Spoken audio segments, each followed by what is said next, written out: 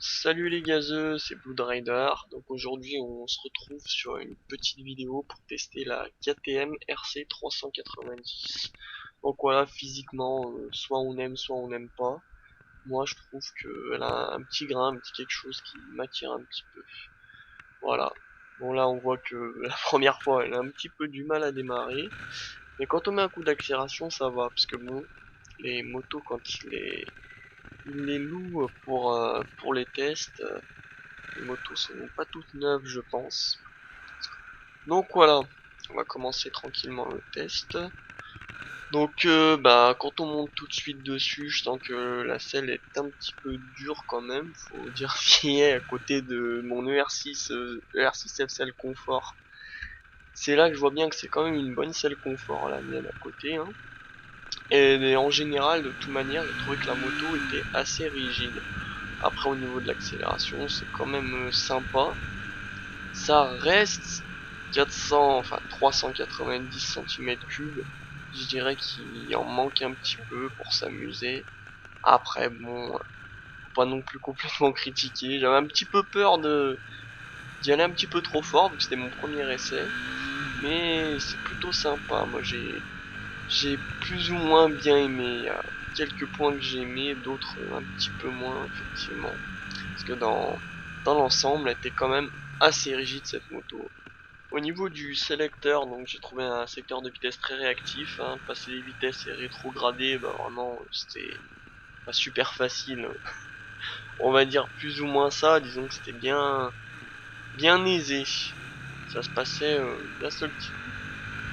Après automatiquement quand j'ai fait mon test, c'était un petit peu chargé au niveau du trafic, donc forcément j'ai pas pu vraiment la mettre dans ses retranchements cette petite KTM.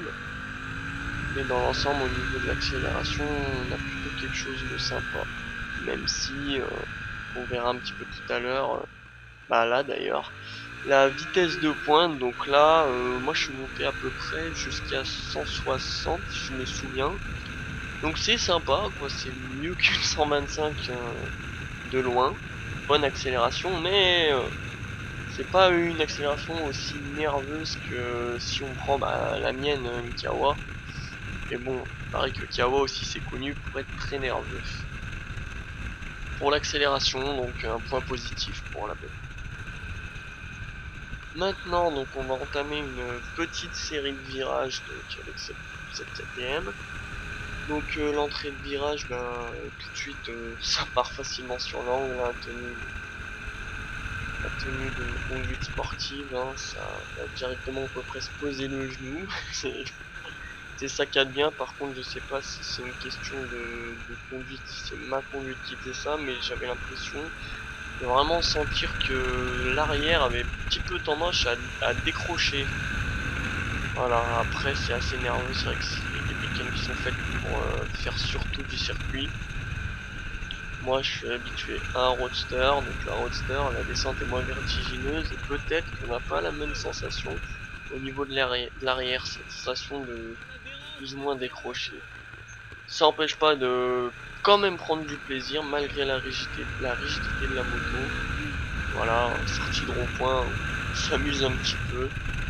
C'est vrai que dans l'ensemble au niveau des virages, on peut pas vraiment lui reprocher grand chose.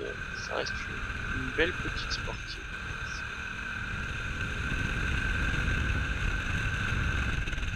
Et donc juste après ça, on va se refaire une petite séance d'accélération, hein. D'ailleurs, même le porte-clés tourne un petit peu. Bah, un petit peu dans tous les sens, hein, c'est avec la vitesse, hein. Au niveau de la bulle, justement, en parlant de la résistance au vent, elle reste petite quand même. Ça reste une petite bulle. Après, je pense qu'au niveau de l'aérodynamique, vu que la bulle prend vraiment tout le devant, hein, je pense que ça a quand même son atout.